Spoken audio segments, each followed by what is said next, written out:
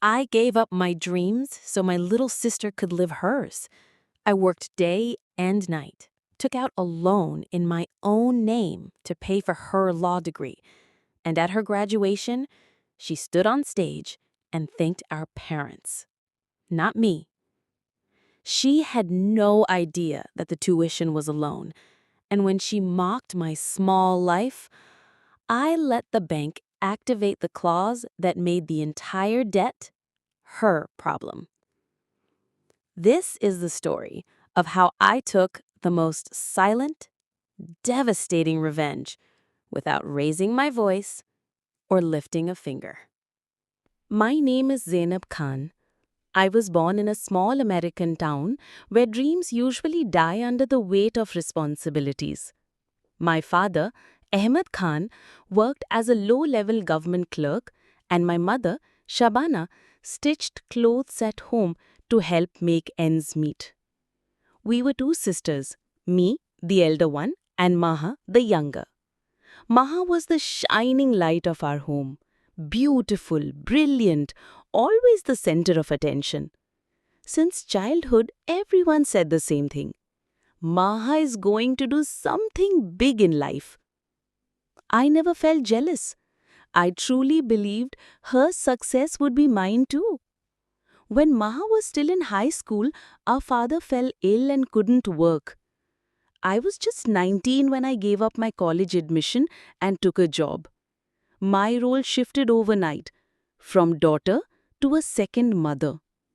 Then came the big moment. Maha got accepted into a prestigious law school. The tuition was impossible for our parents. My mother considered selling her gold, but I stopped her. I made a choice. I took an education loan in my name but tied to Maha's student records. The contract clearly said, if the payments stop, the loan liability passes to the student. She had no idea. I wanted her to study stress-free. To afford this, I started working 2 jobs. My engagement was broken because the boy's family said I had too many family burdens. I swallowed all the pain. Maha flourished in college. Every semester, her grades came in like medals, and I, tired, hungry, sleepless, would smile. Her success gave my suffering purpose. I never told her about the loan, the jobs, the skipped meals, or the tears cried into a pillow at 3 a.m. She would return home during holidays dressed in designer clothes, speaking with a new accent, barely noticing me. I didn't mind. Until graduation. It was Maha's law school graduation ceremony, a proud day for our family. Our parents were invited and sat in the front row. I, like always, stayed back quietly in the crowd. When Maha took the mic, I felt a lump in my throat. Finally, the moment would come when she'd acknowledge me. She didn't. Instead, she said, I'm grateful to my parents for giving me the freedom to succeed.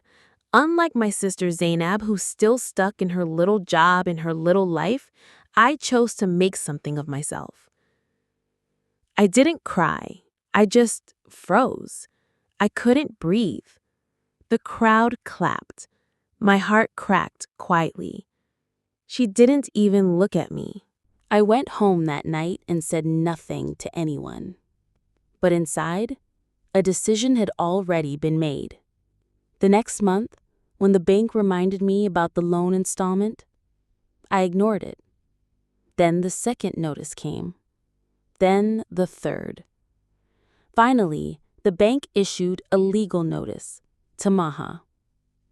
Dear Maha Khan, as per the contract terms, your education loan of $72,000 is now solely under your liability. Immediate action required to avoid legal consequences. She panicked. She called me, sobbing. Zainab Api, what is this? I don't understand. Why is this loan in my name? I calmly replied, remember when you said you made it on your own, that I was trapped in a small life? Well, here's your real life now. welcome to it. She tried everything, asked our parents, contacted the bank, begged me. But I stayed silent.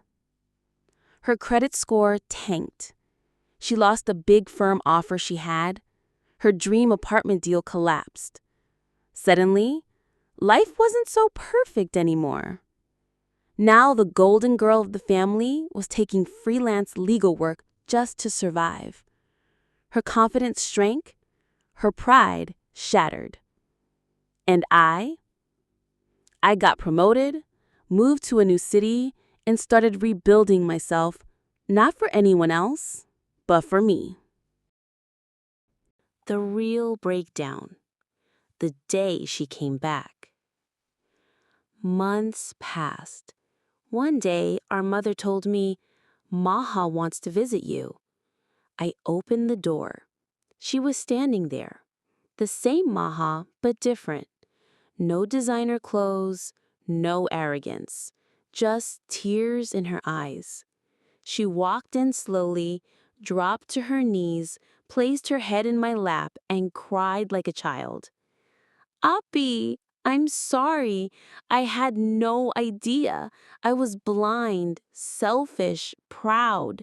You gave up your life for me, and I couldn't even say thank you." I didn't speak for a long time. I just gently stroked her hair and finally whispered, "I didn't want revenge, Maha. I just wanted you to see me." She looked up at me, eyes swollen from crying. I thought I had everything until I realized I lost the only person who truly believed in me.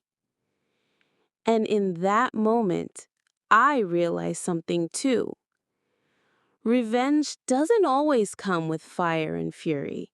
Sometimes it arrives silently, dressed as truth.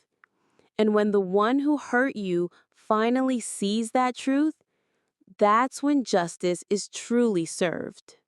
I didn't ruin her life. I simply stepped back and let her walk through the storm she never saw coming. And when she fell, she finally understood what held her up all those years: my silence and my love. If this story touched your heart, subscribe to Revenge Room for more true stories where silence screams louder than words. Comment below. Have you ever given your all to someone only to be forgotten?